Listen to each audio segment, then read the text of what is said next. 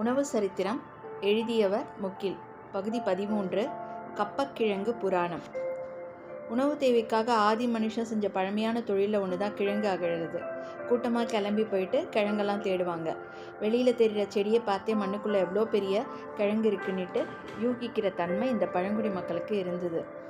அதாவது நீளமான கிழங்கு கணிச்சு 2-3 பேர் சேர்ந்து நிலத்தை கொத்தி அதை எடுப்பாங்க. அதுக்கப்புறம் அதை சுத்தம் செஞ்சு வேக வைப்பாங்க. 4-5 பேர் திருப்தியாக சாப்பிடுவாங்க.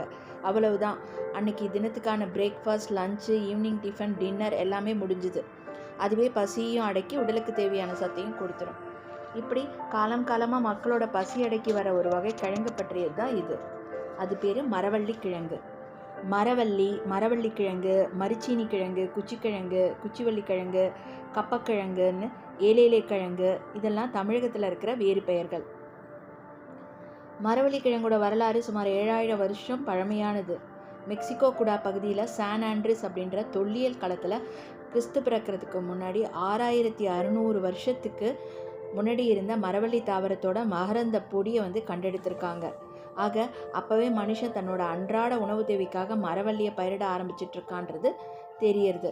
எல் சால்வடார் நாட்டில் சுமார் 1400 வருஷத்துக்கு முற்பட்ட மாயன் நாகரிகத்தை சொல்கிற ஜோயா டி செரென் பகுதியில் மரவள்ளி எப்படி பயிரிட்டாங்கன்றதுக்கான சான்றுகள்லாம் கிடச்சிருக்கு. மரவள்ளி கிழங்கோட பிறப்பிடமாக தென் அமெரிக்க கண்டத்தையும் ஆப்பிரிக்க கண்டத்தையும் தான் சொல்கிறாங்க. குறிப்பாக பிரேசிலோட வடகிழக்கு பகுதியிலையும் மெக்சிகோவோட தெற்கு பகுதியிலையும் மரவள்ளி கிழங்கு பிறந்திருக்கணும்னு சொல்கிறாங்க. கிறிஸ்து பிறக்கிறதுக்கு முன்னாடி 3000 சமயத்திலேயே மரவள்ளி கிழங்கு மாவுன்றது தென் அமெரிக்க கண்டத்தின் முக்கியமான ஒரு உணவுப் பொருளாக இருந்திருக்கிறதும் சான்று மூலம் தெரியுது. இந்த மரவள்ளி 16ஆம் நூற்றாண்டில் தான் ஐரோப்பியா மற்றும் மற்ற பகுதிகளுக்கெல்லாம் பரவுச்சுன்னு சொல்லலாம். முக்கியமாக இது போர்த்துகீசிய வணிகர்களாலும் கடல் பயணிகளாலும் இது மற்ற கண்டங்களுக்கு பரவுச்சுன்னு சொல்லப்பட்டுச்சு. இந்தியாவுக்கு இந்த கிழங்கு வந்தது குறித்து பல்வேறு தகவல்கள் இருக்குது. 17ஆம் நூற்றாண்டில் கேரளாவுக்கு வந்த போர்ச்சுகீசியர்கள் இதை இங்கே அறிமுகப்படுத்தினாங்கன்றது பொதுவான வரலாறு. ஆனால் அதுக்கு முன்னாடியே மலபார் பகுதிக்கு ஆப்பிரிக்க அடிமை வியாபாரம் மூலமாகவும் இது வந்திருக்கலான்னு சொல்கிறாங்க. பிலிப்பைன்ஸ் வழியாக மரவள்ளி கிழங்கு சேர்ந்ததுன்னு சொல்லிட்டு இன்னொரு பக்கமும் சொல்லுவாங்க. சரி, தமிழர்கள் பழந்தமிழர்கள் குறிப்பாக குறிஞ்சி நில மக்களோட முக்கியமான தொழில்கள் ஒன்றாக கிழங்கு அகழ்தல் இருந்திருக்கு. இதில் தாமதமாக இணைஞ்சிக்கிட்டது தான் மரவள்ளி கிழங்கு. வள்ளினா கொடி, மலைகளில் படரும் கொடி. அதன் கிழங்கு இதை மாவள்ளி கிழங்குன்னு சொல்கிறாங்க.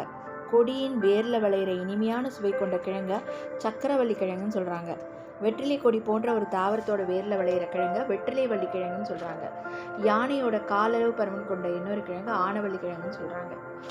பாரதிதாசன் பல்கலைக்கழக முனைவர் கூவி கிருஷ்ணமூர்த்தி தன்னோட தமிழமும் தாவரமும் ஆய்வு நூலில் ஆனமரவன், கரியல பொரியன், சுந்தரி வெள்ளை, கோயில் வெள்ளை, கையாலசடி, கருத்த களியன், 100 முட்டன், அடுக்கு முட்டன்னு மரவள்ளியோட 8 வகைகள் இருக்கிறதா சொல்கிறாரு. தென் தமிழ்நாட்டில் மரவள்ளியை ஏழல கிழங்குன்னு சொல்லுவாங்க. மரவள்ளி செடியானது 7 இலைகளை கொண்டு இருக்கிறதால 7 இலை அப்படின்றது தான் 7 இலை கிழங்குன்னு மறுவிச்சு. உலகத்தில் அடிப்படை உணவுன்ற பெருமை மரவள்ளி கிழங்குக்கு இருக்குது.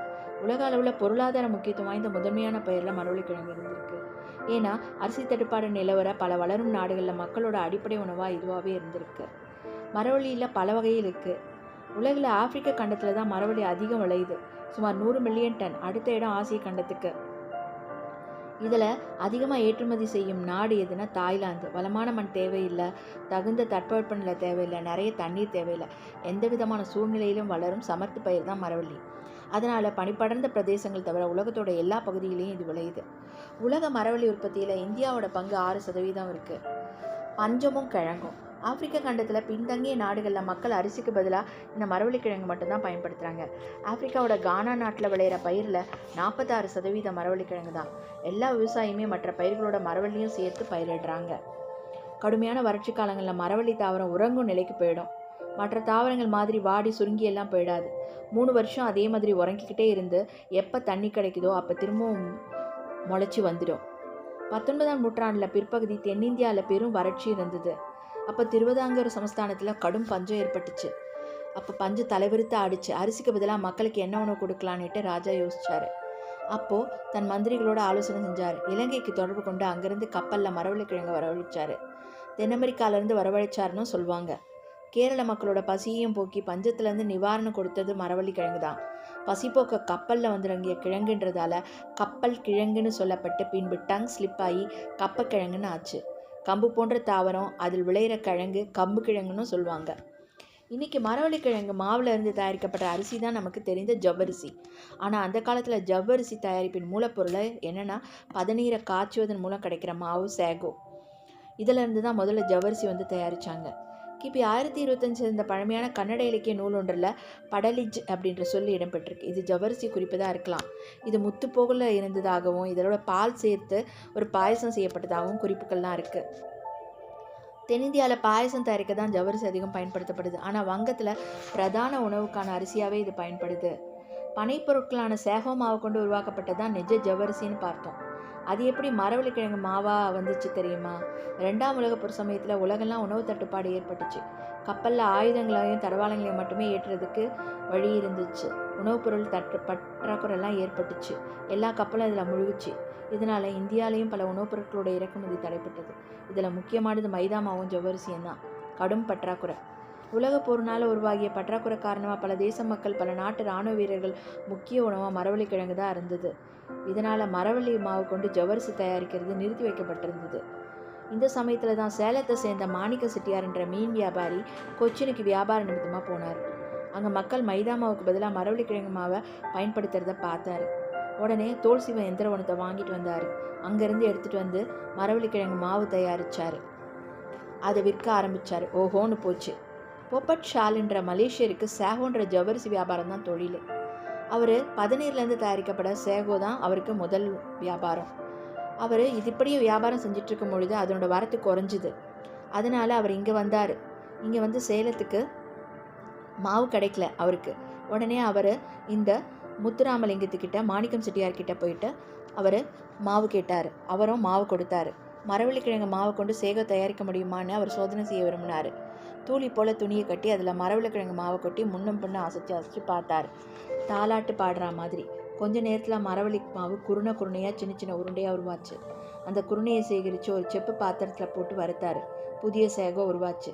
இது தோற்றத்தில் மட்டுமல்ல, டேஸ்ட்லேயும் ஜவ்வரிசி போலவே இருந்தது. மாணிக்கம் செட்டியாருக்கும் போப்பட்லால் ஷாவுக்கும் பயங்கர சந்தோஷம். ஆக புதிய ரக சேகோவை தயாரித்து சந்தையில் விட்டாங்க. நல்ல லாபம்.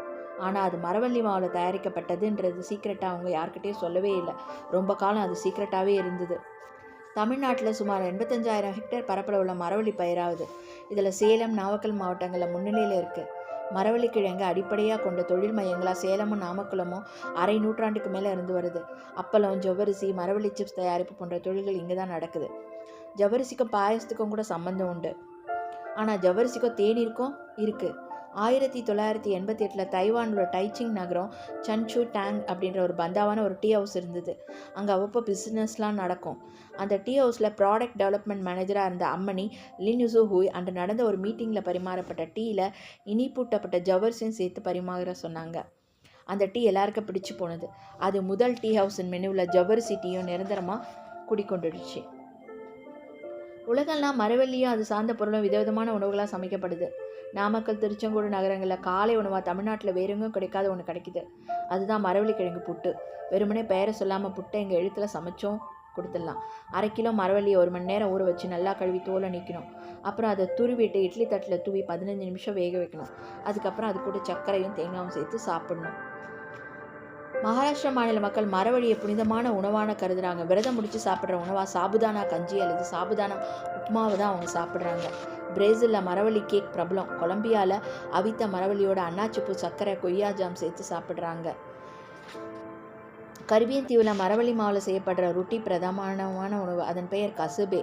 மத்திய அமெரிக்க நாடான ஹோண்ட்ராஸில் மரவள்ளியை வச்சு விதவிதமான சூப்பெல்லாம் தயாரிக்கிறாங்க. மரவள்ளிக்கிழங்கில் சயோசனிக் குளுக்கோசைட் என்ற நச்சுப்பொருள் இருக்குது. இது பொதுவாக கிழங்கோட தோல் பகுதியில் தான் இருக்குது. இதனால் இதன் தோல் பகுதியை நீக்கிட்டு தான் சமைக்கிறாங்க. இந்த நச்சுப்பொருள் கிழங்கில் இருக்கிற அளவை பொறுத்து இனிப்பு மரவள்ளி, கசப்பு மரவள்ளின்னு 2 வகைப்படுது. கசப்பு மரவள்ளியை பூச்சிகள் மற்ற விலங்குகள்லாம் அண்டாதுன்றதால அதுவே அதிகம் பயிரிடப்படுது. இந்த கசப்புத்தன்மை கூடிய மரவள்ளியை சமைக்காமல் சாப்பிட்டா கேன்சோ அப்படின்ற ஒரு நோய் வரும்னு இங்கே எச்சரிக்கையாக சொல்கிறாங்க. தோல் நீக்கப்படாத மரவள்ளியிலிருந்து ஸ்டார்ச் மாவு தயாரிக்கப்படுறதும் நடக்குது. இந்த ஸ்டார்ச் மாவு பல்வேறு உணவுப் பொருள் சேர்க்கப்படுது. இந்த உணவுப் பொருட்கள் உடலை பாதிக்குது. கடைசியாக ஒரு வரலாற்று செய்தி. கரிபியன் தீவான ஹைத்தியில் கிபி 1493 கொலம்பஸ் அங்கே தங்கம் தேடி வெறியோட முகாமிட்டிருந்தார். கப்பல் கப்பலாக தங்கத்தை நிரப்பி அங்கேருந்து எடுத்துகிட்டு போயிடலான்ட்டு கனவு கண்டார். ஆனால் அவர் எதிர்பார்த்த அளவுக்கு அங்கே தங்கம் கிடைக்கல. எனவே 14 வயதுக்கு மேற்பட்ட தீவு ஆண்களுக்கு குறிப்பிட்ட அளவுக்கு தங்கம் சேர்த்து கொடுக்க வேணும்னு டார்கெட் வச்சார். அது இயலாத ஆண்களோட கைகள்லாம் வெட்டப்பட்டது, சிறைப்பிடிக்கப்பட்டாங்க. அந்த கைதிகள் தூக்கிலிடப்பட்டாங்க, உயிரோடு எரித்து கொல்லப்பட்டாங்க.